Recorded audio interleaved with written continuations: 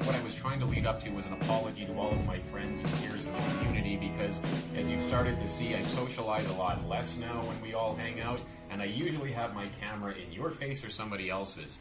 I suspect it's wearing on a few folks, but if you want to be part of that content, or if, more importantly, if you don't want to be part of that content, maybe let me know beforehand, because I show up with the camera rolling now, and that's just it. It's content, content, content. It's like anything. The small details that you think aren't going to be needed, or collecting evidence is a great way.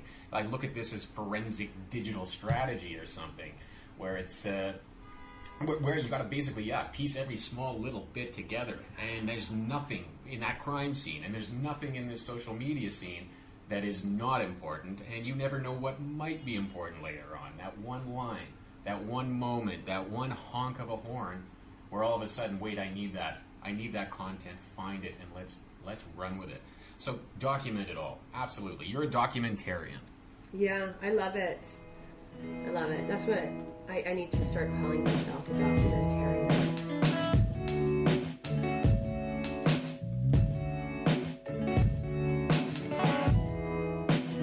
We're talking strains. We got sidetracked a little bit by some black ash. So good morning, Unity. Good morning. Well, I guess it's afternoon. Good afternoon, Unity. Good afternoon, Cobb.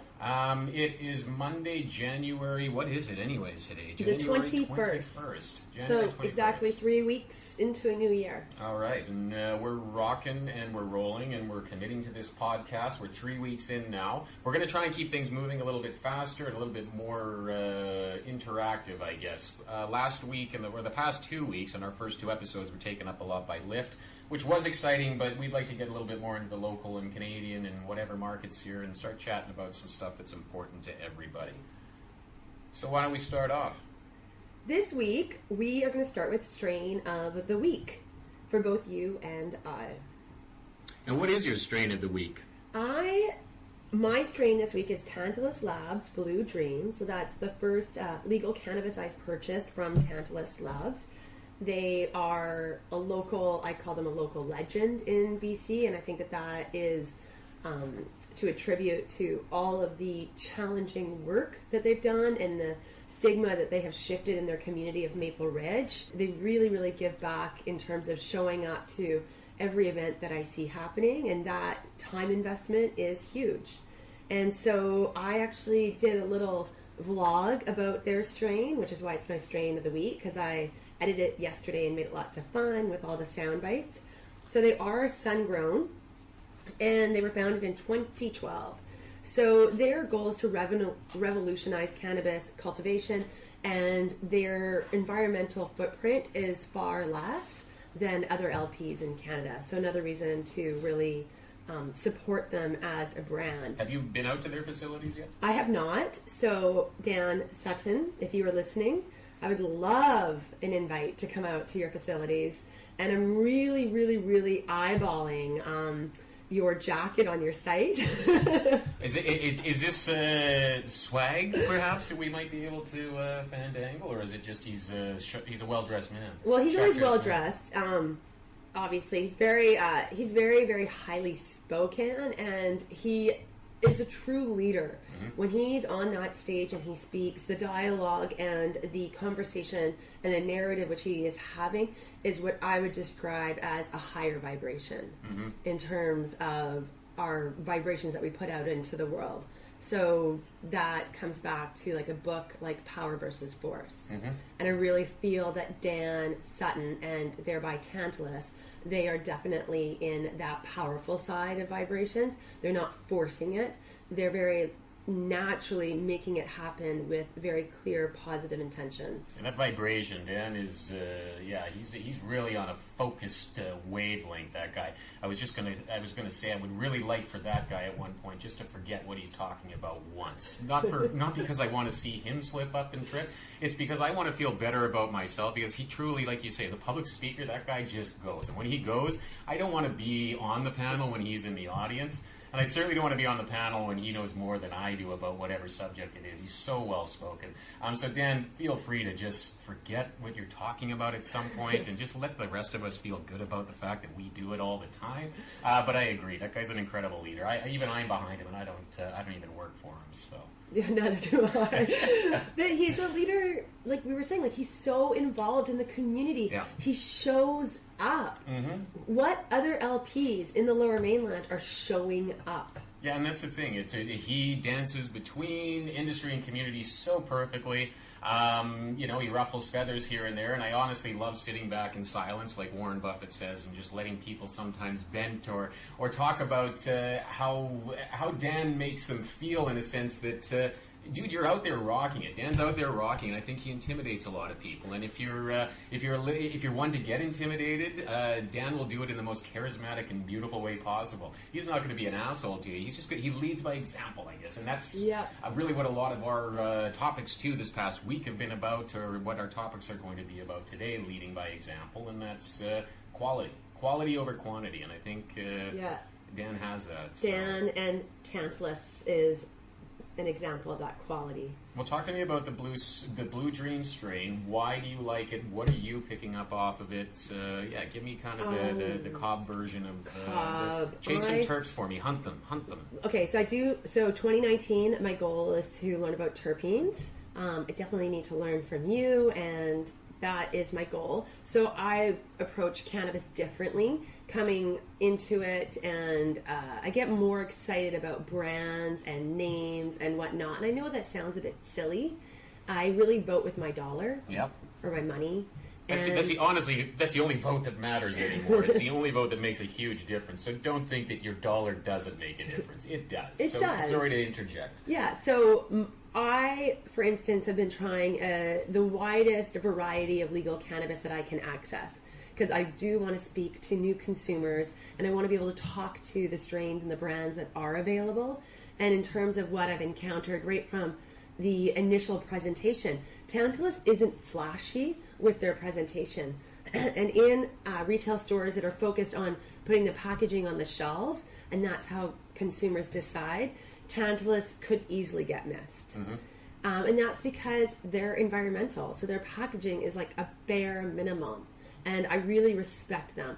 And it's like a child-proof sealed Ziploc foiled bag. I don't know how to describe it. Oh, good. They did go that route, because I haven't ordered any myself yet. I'm kind of on the other end of things where I'm having trouble letting go of the ACMPR and MMPR days. But with that being said, I'm glad to hear that he went that route, or they went that route. Second to that, or the only thing better than that, it would be, and I believe he still does this with his medical side, but may actually be switching over, is the glass jars. Yeah. And that just really elevates things. It takes it to another level, obviously. Yeah. So the glass jars, I've seen them. I don't know whether or not that's going to be available at retail, or if it's just medicinal. If medicinal is going to slowly bleed those out and go to the folders, but those glass jars, man, that also says to me that you give a shit, because if you're doing something like that, you're not cutting a corner. In fact, you're adding one. Your costs are going up, but the consumer recognizes that. Mm-hmm. A lot of the consumer, I recognize that. That versus some plastic tub, something I can reuse, something that is beautiful, a beautiful jar on that's the thing. You guys you're thinking ahead, and you're telling me that you care about not only cannabis, but you also care about the consumer and the patient. Thumbs fucking up. Yeah, I agree. And the way that these Ziploc minimal packaging bags work, it holds the cannabis really tight, so it's not bouncing around. So by the time it's opened as a product, I believe it arrives in a nicer condition. And I've had to cut the bag open, so that's the opportunity to take it out of that packaging and stick it into a higher quality packaging like a glass jar. Right, and really we're just trying to minimize the waste. Tilray actually was the one that did this first, at least for me, when I was in the medicinal side. I wasn't sure how, whether I liked it or not, but I realized that, hold on a second, so I sometimes had to really moisten my fingers to be able to grab and grip the bag in order to open that seal. Like, that fucking seal is medical grade seal. This is military Ziploc, man. So it was, the freshness of it was always there. The packaging and waste is minimized at that point. So again, If you are an LP, let's start making improvements on the packaging if we can, because Unity and I are going to hunt you down if you don't. We have the opportunity to change, is what we're saying. So what's your strain of the week? My strain of the week was gifted to me by the lovely Andrea Dobbs over at the Village Bloomery. They will be shutting down here shortly, and this is the end of an era, but as Andrea always so positively frames things, it's also a new beginning. The other nice thing about having Andrea and Jeremiah Jacobs, or Jeremy at in the legal environment, is that they're now in the legal environment, and it's almost like a gladiator pit right now, and these guys are the winners, or these guys are the ones that know how to wield that sword properly. You know, they're the kill shot right there. So to have them now actively participating internally, these guys are going to be the first people to actually see what's going wrong and what can be improved, and they're also going to be in a much better position to pivot, respond, and actually get a voice out there to say enough is enough, or let's make this change. And they're doing it in such a positive way. But that's where I got the cannabis. I keep giving them massive shouts out, but they deserve it. Well, it's hard not to. They're amazing. The Village Bloomery in Canada, by far, of all the dispensaries, meaning pre-regulated retail locations to purchase cannabis, they by far are running the best. And in terms of all the dispensaries I've been to, across North America, around North America, like definitely one of the top 10. So they're doing an outstanding job. What's happening over there? I'm sorry, I'm having a little love affair right now with this blue moonshine. So this has to be a Blue Dream mix as well. Interesting, there's blue in both of our favorites this week. Blue Dream and Sunshine Blue Dream specifically, which is also available, or it was as of yesterday, on the shelves at Village Bloomery, is one of my favorite strains of all time from a terpene perspective. This one is reminiscent of that. It has the berryish notes. It's got, like, it's layered. And that's, I think, what I keep telling people, is that the terpenes that you're finding off of a lot of the boutique cannabis, and a lot of this is coming down the pike, team. We're going to be all enjoying this very soon. But the terpenes that are coming off this are layered. It's I don't want to say onion because onions are so oniony. But it's layered in the sense that the longer you draw on it, the longer you pull the terpenes in over your palate, through your senses, you're going to pick up different notes. And this is absolutely, I want a grinder right now. Don't worry, I'm not asking for one. We'll do this afterwards. My fingers are sticky just from holding it. Hey, you know what? I'll get you a grinder. And No, it's okay. I'll go fucking crazy if I bust this up right now. I want to save those monoterpenes. We'll save those for afterwards. But Unity and I are going to blast one of these after, I think. And the Blue Moonshine is absolutely gorgeous. Absolutely gorgeous. And you can always trust, too. Anything that comes out of Village is going to be great. But when you're getting something gifted from a lady like Andrea, like, wow, it's just like, oh my fucking God. I know it's going to be good. So yeah, strain of the week, Blue Moonshine. Give it up for Blue Moonshine. All right. So that's my rant for, well, at least my opportunity to actually smell terpenes on air here. What have you got next for me? Week in review. So Lyft has finished, so now we're going to get back to a regular working timeline, discussing what we've been up to. Yeah, so why don't you start? Let me know kind of, maybe not a day-by-day or a play-by-play, but what are some highlights from your past week in cannabis, locally, nationally, internationally? Well, this week I went to the GrowTech Labs launch. It was a very, very small, intimate experience, really, really well done. Barinder Rasode is the CEO of GrowTech Labs, and it's located downtown Vancouver and elegantly presented. I really love what they stand for and what she stands for as a person, which is really empowering minorities and communities that are typically excluded and bringing them into the mainstream. And so she works in cannabis, and she's the CEO of Botanique, or editor-in-chief of Botanique magazine, CEO of Niche Canada. And a side note was she was actually running to be the first Sikh mayor of Surrey in 2014. So she's a real powerhouse, and I greatly admire and respect her because I do as well. Yeah, she is an amazing woman. She blows my mind. She's everywhere. I don't know how she does it, and she has grown-up kids, and she's working with being a woman of color as well as a woman. So just those two things together, like the hurdles that she has to dominate or overcome or jump through are far greater than a lot of people, and she's doing it. Yeah, she's another one that with her acumen in her industry, she wields her skills like a broadsword, but it's like a soft edge broadsword. like I was saying about Dan, they're powerful, amazing people, but they're also accessible. And they're also friendly, and they also want to make you comfortable as you want to be around them. Yeah. I love Barinder. She's wonderful. Yeah. She's wonderful. What else is going on for you this week? Well, that was kind of the only thing I did. And so they have three cannabis innovating businesses, and one of them is Farm and Florist. So I did see Nico at this event, and Farm and Florist is an amazing illicit craft, gray market, silver market, edible brand. And obviously they want to transition to legalization, and currently edibles are not legal in Canada. And so they're going to be doing this program, and I think they're an outstanding pick because they've got everything down pat. Nico's an amazing person. The branding's spot on. Their products are just super high quality, and they're creating a new paradigm of how we view cannabis and edibles. Exactly what we're needing, and keep that thought about top-notch quality. I think that's coming up here fairly soon as well. For myself, it was a fairly uneventful week at the end of the day. A lot of it was more quiet meetings and catching up with folks that I haven't been able to while I was working on the not the fallout, that's the wrong thing to say, but after Lift ended, it still is a busy time, right? I'm still recovering from that, but in a great way. It's been a lot of content, so I'll do another shameless plug later on, but I've dropped a little bit this week. The first episode, which I realize there's going to be more than one, there's probably going to be 3 episodes for my coverage of the Lift conference, but the first episode is now dropped, so we got some good interviews on that. Looking forward to dropping the second episode, hopefully by the end of this week. I also we dropped our podcast, obviously, our second podcast last week, our second episode, and then what did I drop today?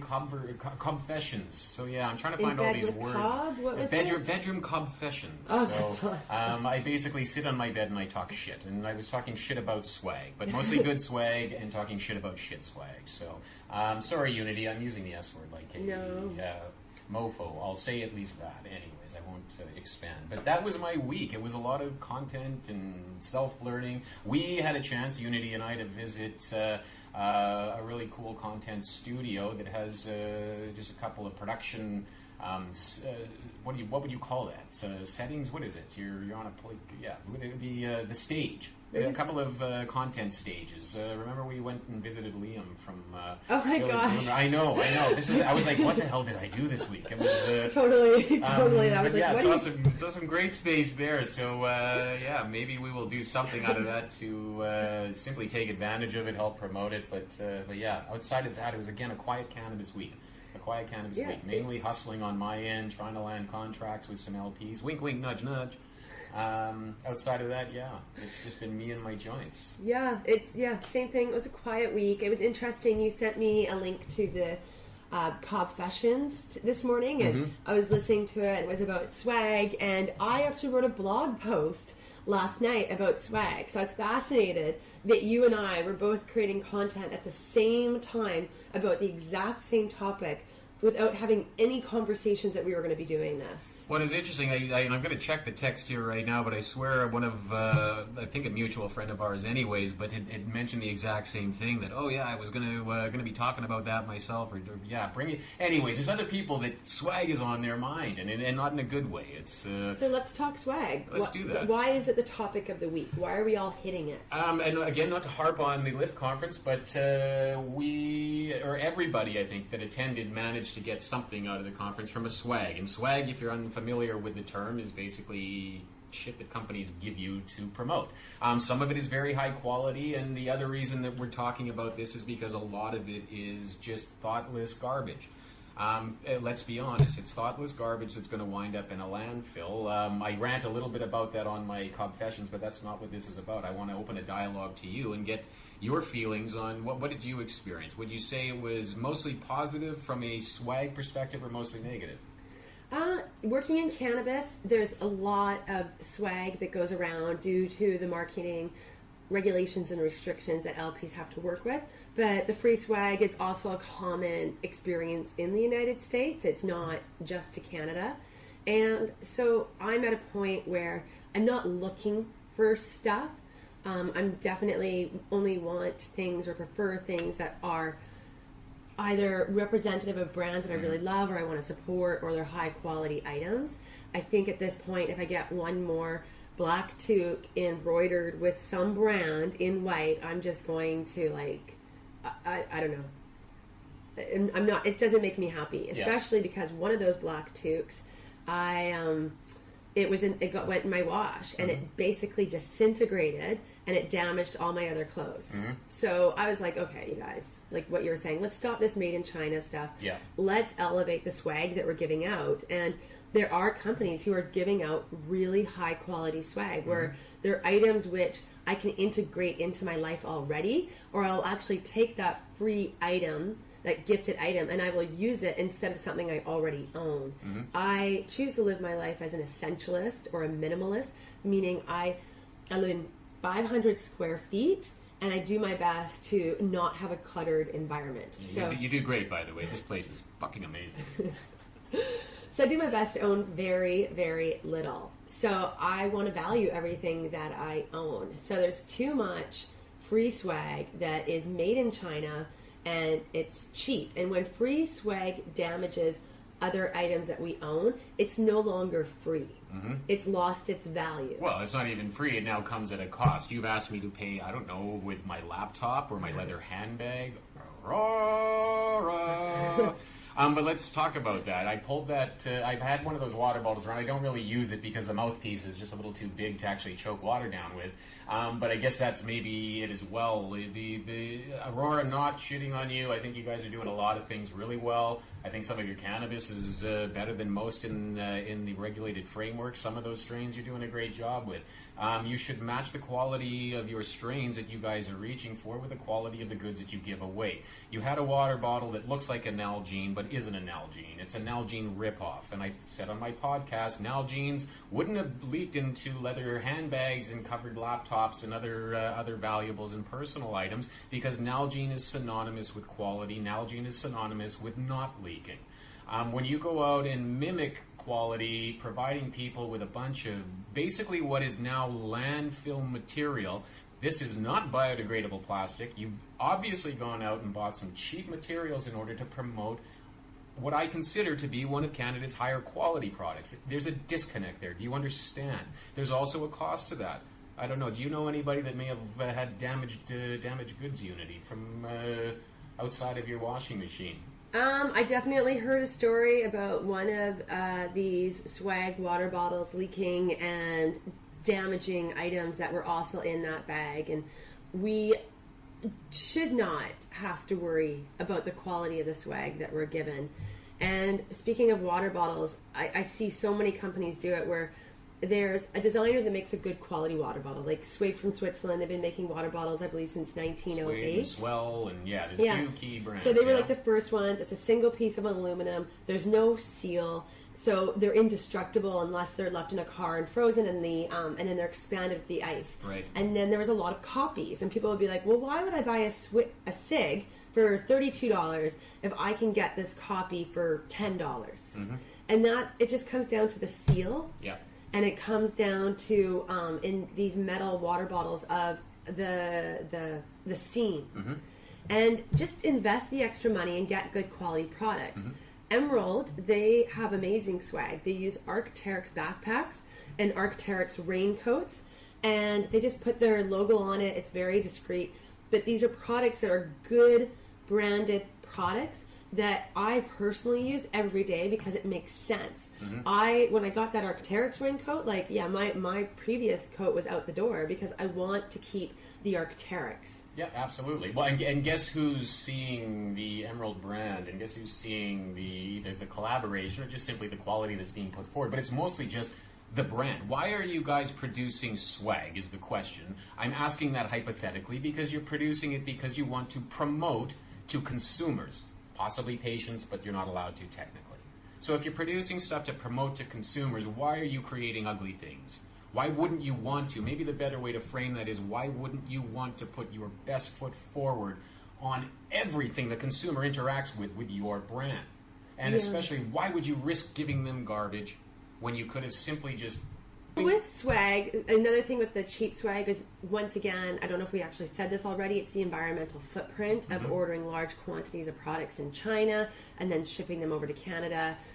Just keep it really, swag doesn't have to be fancy. Tokyo Smoke, they have, I think in terms of creativity, they're one of the best producers of swag. They do really small things. They have designer golf tees in beautiful colors that just say Tokyo Smoke, and they have a double purpose where you can go into one of their stores and vote with that golf tee on a piece of art on the wall, or you can take it home and it acts as a poker when you're rolling joints. Yeah. Super creative, costs next to nothing, and the impact of that is huge because it becomes part of the joint rolling ritual. So, well, and that's just it. It creates an experience. I guess that's just it. It's creating that experience. It's a touch point, and the consumer, you know, whatever your brand deserves, whatever, the consumer deserves an experience. If they're going to be receiving something as close to an experience as it can possibly get, right? Yeah. And that one really opens up and, you know, even creates innovation for someone like myself. I've seen some of their kits and I'm like, oh, that's really cool. And I love looking at something that is for cannabis that winds up being very functional, where I look at it at first, I'm like, what the hell is this even? Like, what do I do with this? Somebody shows me what they're doing with that. I'm like, you know what? That actually works. And you're right. The Tokyo Smoke stuff has been knocking it out of the park. What else did you find this past week that worked well for you? So really sort of diving into this swag thing this week, and the creativity. Tokyo Smoke has given out flowers at events where you create your own bouquets and you take them home. Vanderpop is part of that same partnership. They did nail art. So they just really think creatively. It's outside the box. There's small gestures. They're not looking for a permanent impact, which once again feeds into my essentialist lifestyle. Right. This idea that I can just get nail art or a bouquet of flowers. I love that creativity. I love Blissco. We talked about it last week, where they partner with Canadian designers, I think specifically as their goal, and they're investing in the swag. And they're doing it in a way that uplifts somebody else in the industry. So I really respect that as well. And that's the thing. Any kind of collaborative efforts that can be made, that's pretty awesome as well. I did like that there were some journals that were printed this past week, some very nice ones actually. They're, you know, not just pads of paper, but I guess that's somewhat competition to Gold Leaf, who I also via Blissco received my. It was Blissco, was it not? Yeah. That sent that out. Received my culinary journal. So thank you guys very much for that. That will go to good use. But I did get a couple of other ones that were actually two different ones from sort of maybe similar companies at some point. But Sundial and Top Leaf did a great job with that. And both are strain. Well, one is a strain journal. The other one, I think they're both strain journals, but they provide different information at the beginning of each book. So I can learn about cannabinoids with one, terpenes with one, and then the other book I learn about the history of cannabinoids. So if they are vertically integrated, those two, or in bed together, then you know what? That's showing that they're thinking about us, because what they could have done is taken that and printed up two of the exact same booklets and changed the cover. Instead, what they opted to do was brand themselves differently, separate the two, and also to provide us with two completely different yet usable, functionable books. So thumbs up to those guys. The journals are great. I think most of us and more of us should be using those. Yeah, I love that. Yeah. Love the creativity.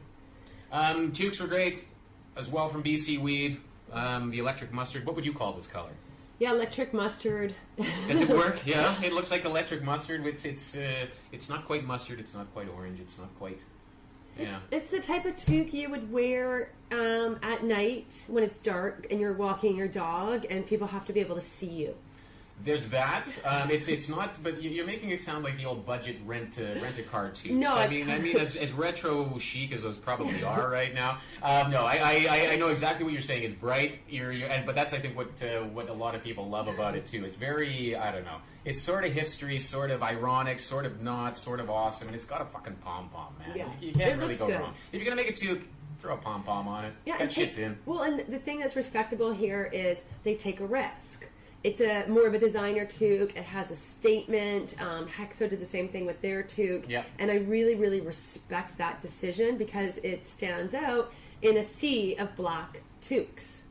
Well, and Hexo, I got to hand it to you. You guys did kick ass with the swag. I'm going to do that as my last notable. But yeah, the mittens from Thinsulate were pretty rad. I was actually talking about needing mittens a couple days ago, and yeah, boom. Whoop, there it is. Whoop, there it is. The scarf I may not wear, but the colors are great for somebody, and it's quality. Again, thank you guys for putting your best foot forward. Hexo, 2 thumbs up. So, all right. Let's keep her rolling here, unless there's anything else you wanted to swag about. No, I've been having this swag thoughts for a few days, so I'm definitely ready to move on to what's next. Sounds good. What's happening? So coming up, just discussing what we'll be doing in the next couple of weeks, let's say. What's happening in your world? What are you up to? In my world, I'm trying to piece together my world here. I may be going to Edmonton for a bit for work. I may not be. I don't really know. Things are a little unpredictable right now, but my full-time job, when I'm not looking for contract opportunities, is basically my own personal content. This is taking a lot of time, but it has been pretty rewarding. You've had some good successes and good innovations and movement forward on your content, and I think you can attest to how nice it feels when you feel you're at least getting a basic understanding. I'm so far away from being proficient and polished with all of this stuff, but that's also too that's part of the process. So forgive me if it's not up to snuff or up to standard of the top YouTubers and the top vloggers out there, but we're working on it and we're committed to getting there with cannabis and taking y'all with us. Beyond that, though, that is it. It's content, and content, and then just connecting. Content, connecting, collaborating. It's a lot of C's. Yeah, you've been doing a lot of content creation. I'm very inspired by the videos that you've been creating and posting, so I jumped on that yesterday. I will take responsibility for the fact that I am copying you. But not at course, all. We need to, please, don't anybody ever say that you're copying me or I'm copying you. We are in cannabis at the advent of all of this, and I'm just going to make a note on what we're talking about so I don't forget, but nobody owns shit around here, all right? Okay, I'm gonna put the book away. I got a little bit of a rant to do. Nobody owns shit. There's no IP when it comes to content right now, and there's no IP when it comes to opportunity. There's a shit ton of opportunity right now, and if all you're focused on is what everybody else is doing and the opportunities that you've missed, you're not going to get the opportunities that are laying right in front of you. The other thing, too, is I'm fucking sick of hearing about it. I'm tired of hearing about the opportunities that people didn't get or that they missed. And I'm tired of people, and I'm not naming names or anything, but there are fingers flying around right now where people are being blamed for shit that they simply went and took an opportunity and they ran with it. And there are so many opportunities here. The only frustration I have right now, Unity, is not being able to capitalize or monetize or support and nurture the opportunities that are in front of me. They're numerous. They're innumerable. They're innumerable. So connect the fucking dots, people, and let's work together. If you succeed, I succeed. That simply opens up the accessibility to what we're doing to everybody else. So rant is almost over. At this point, I'm truly just trying to say, you own nothing. You own nothing. Unless you have a fucking patent or IP and a good-ass lawyer, you own nothing. We all own this together. None of us own it. We all own it. Rant done. Anyways. Where were we? Coming up. So I am going to Seattle CannaCon at the end of this month, January 31st to February 2nd. And I am really looking forward to hanging out in Seattle with some of my favorite brands, including Vanderpop, Willie's Reserve, Potful Gifts, great brands coming out of the States. And mid-February is the Ladies of Paradise pre-roll launch in Portland, Oregon at their retail store of the same name. So this is Harley and Jade, two fantastically wonderful humans. I love these women so much. They're just so sweet, and they are really changing the narrative of how we view cannabis, and they're incredibly welcoming to their community. So Ladies of Paradise out of Portland, Oregon is definitely somebody to know and connect with. They're amazing. Is there anywhere people, because it's interesting, I'm starting myself too to be looking south for events and things that might be going on with our neighbors in Washington and Oregon. Is there anywhere that you go as a resource to find these types of events? How do you get swept up in this hype? I have a lot of connections in the states, in legalized states, particularly Washington, Oregon, California, and Colorado. Mm-hmm. And I'm very, very fortunate because of that. I do have some connections in Nevada as well. So in states that were legal before Canada, and that's because I spent time down there building those relationships. and doing collaborations with creatives in the space. Other than that, I don't know where to go. I just receive lots of invitations. Mm-hmm. Well, maybe Bliss Cloud will have to have a Bliss Cloud US or something. Well, yes. So the co-founder of Bliss Cloud is actually based in San Francisco. Interesting. So that is a little fact about Bliss Cloud. Yeah, so. Well, that's all right too. It's good to have friends in southern places, especially a place like California. So. Yeah. So we do have a very different point of view. It's not just Canadian cannabis, and in a way, I feel like I've only really been involved in the Canadian cannabis industry more recently than the United States cannabis industry. Mm-hmm. It's a little bit, I kind of have been straddling legalized states in Canada since I started. Right. Yeah, and it's, I think anybody that has a long-term vision in cannabis from either a career or influencer perspective or whatnot, you need to start looking south of the border. And not even south of the border. South of the border is going to be the easiest market for anybody, whether it's industry or community, to really expand in. But beyond that, are your products exportable? Is your content exportable? Things are tipping everywhere. We've got Thailand, we've got the Philippines, even Singapore is talking about legalizing medicinal marijuana. You have countries continents like Asia that are starting to tip. Is your content exportable? Is it educational? Can they use this when China goes and tips and all of a sudden CBD is not just legal to produce there and ship off, but it's actually, we have a recreational environment of some kind in China. Will it'll happen in my lifetime for sure, but be able to look 2 or 3 continents ahead and a few years ahead. I think anybody that has that long-term plan is not limiting themselves to Canada. And especially too, and this is not, and I think I want to make this separation too. After Lyft, I'm starting to realize too that a lot of the issues I have are with regulation, not with the LPs, right? Exactly. So unfortunately right now we're not necessarily in an environment that is encouraging and enabling fun and excitement and all of that, and we're doing the best we can with what we have. But that doesn't stop the fact that, unfortunately, for Canadians, that in the U.S. they have lesser regulations surrounding that.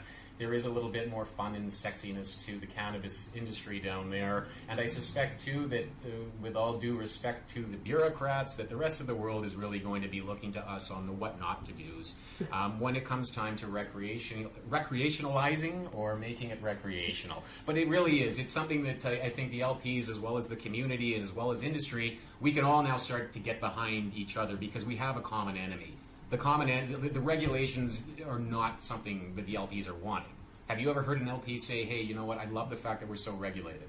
No, absolutely not. Nobody loves it. Well, and that's the thing. We need to make that connection. You're pissing and moaning, I'm pissing and moaning, they're pissing and moaning. The only people that aren't pissing and moaning are a bunch of people that have absolutely no attachment, relationship, or understanding of how cannabis works. Because it's quite obvious you don't, Health Canada, because we wouldn't be where we're at today otherwise. So what we need to do is band together, industry, community, individuals, and really start pushing Health Canada, and I think just the government of Canada, to realize that we're losing a pole position in first place. We're losing first place, and we're not even competing against anybody. We've already lost first place position, and we're not even competing. So let's get through the next year, but let's really start working on making this a little bit more of a marketplace, a little bit more of a fun place to be. Quit scaring people. Jesus, quit scaring people, man. Anyways, rant over. I agree with you. One of my, what we could call sound bites is, I truly believe that together we grow, and cannabis consumption is not normalized. Therefore, it's too early for competition. We really do have to work together, and that means everybody who is in this industry at whatever level they're in. And nobody is going to be making money until this is normalized. Mm-hmm. And I think that gets forgotten. And part of that normalization is the necessity to work within communities to have people go out there and educate.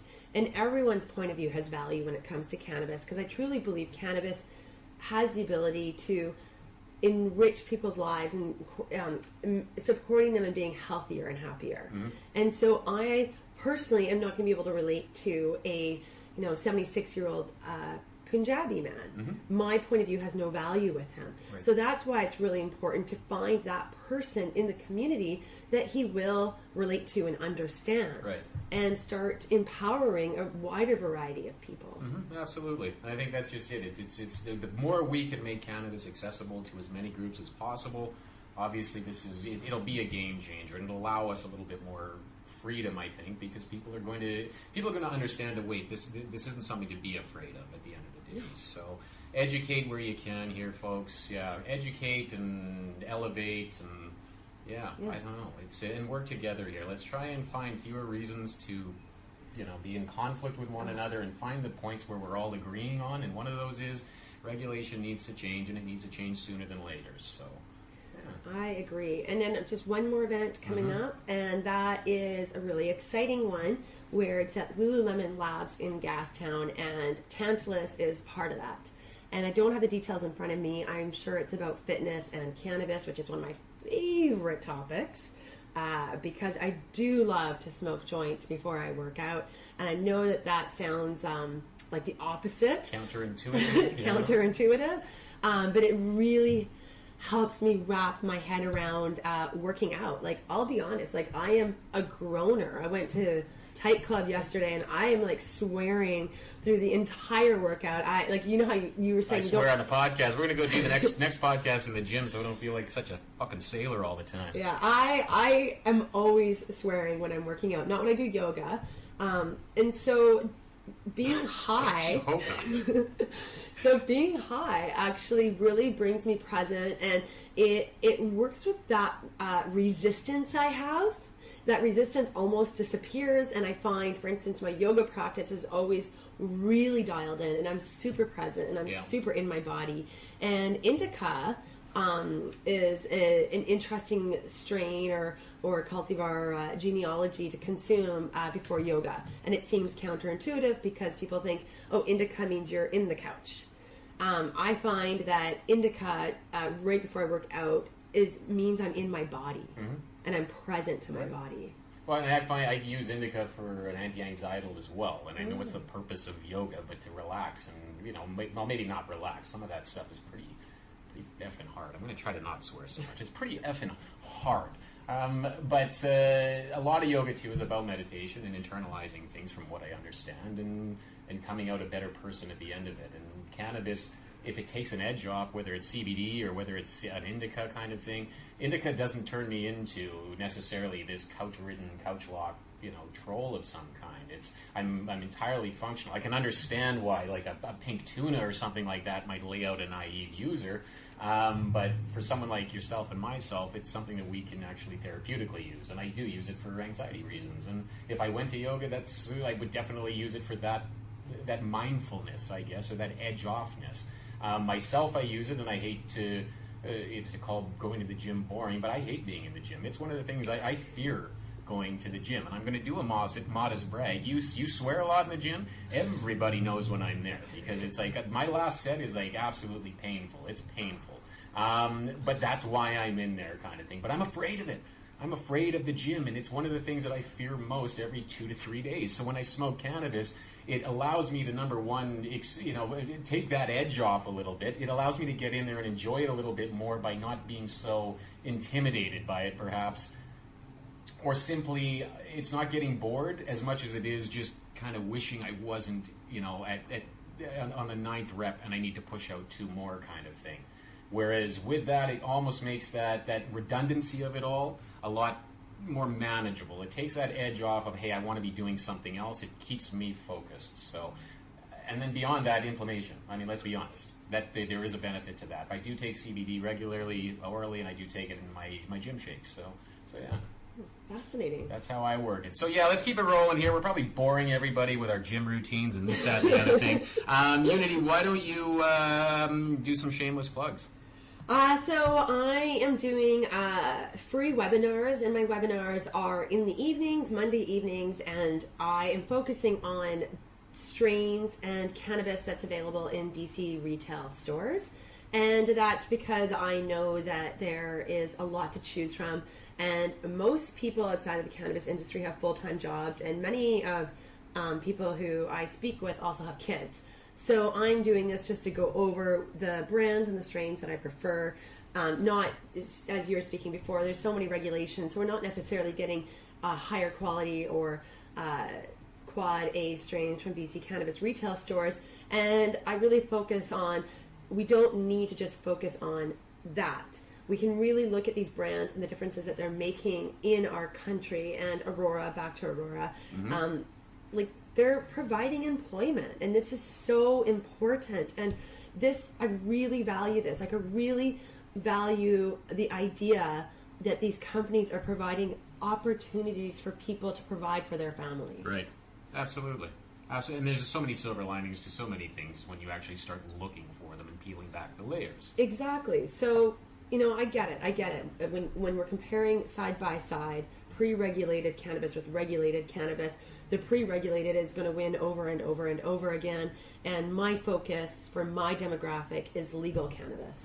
So I do look beyond just those buds next to each other. And that's the thing. A lot of Canadians are simply looking for that legal access point kind of thing as well. They're, you know, when it went legal, my buddies wanted, or a few of my buddies were, I'm gonna order from the site tonight. I'm like, hey, no, man, if you want, you know, I'll get you something that is really, you know, really top notch, the top in the country. You can't get this in stores, kind of thing. That wasn't their interest. They weren't wanting that. They were wanting to experience, number one, be it buying legal cannabis first and foremost, but also to, we're at a point now where it's legal, and that's where I want to stay. I have a family at home. I've got kids. I want to be able to do this within a, you know, in the black. I don't want to be ever feeling like I'm threatened or going to lose my job or anything or whatnot. So I totally understand. And what you're doing is providing people with a valuable resource, and it's being able to identify what is good. And that's the thing.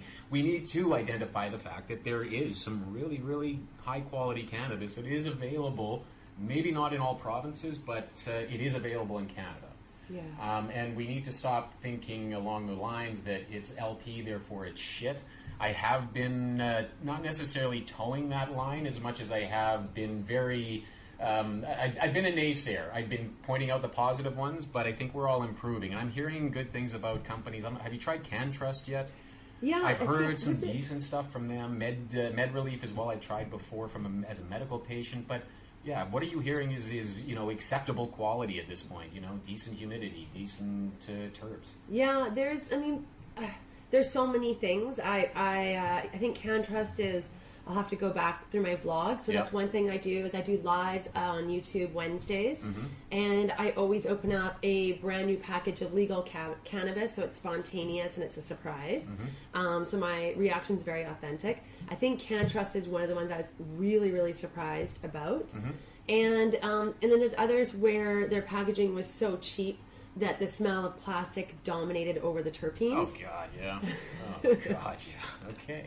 I hope I never get that. So, you know, but there is quality, though. I guess what I'm saying is there is, and identifying it slowly but surely is going to, again, allow people to vote with their dollar, which is going to at least say to the LP that, hey, wait, we have a real winner here. Let's pull the roots up from those ones and let's start planting more Durgamata or whatever the hell it is. I don't even know. I've seen some of these strains fairly similar across the board. But, yeah, we're getting better. And there is good stuff out there. It's not like it's not accessible. So we're transitioning. This is a transition.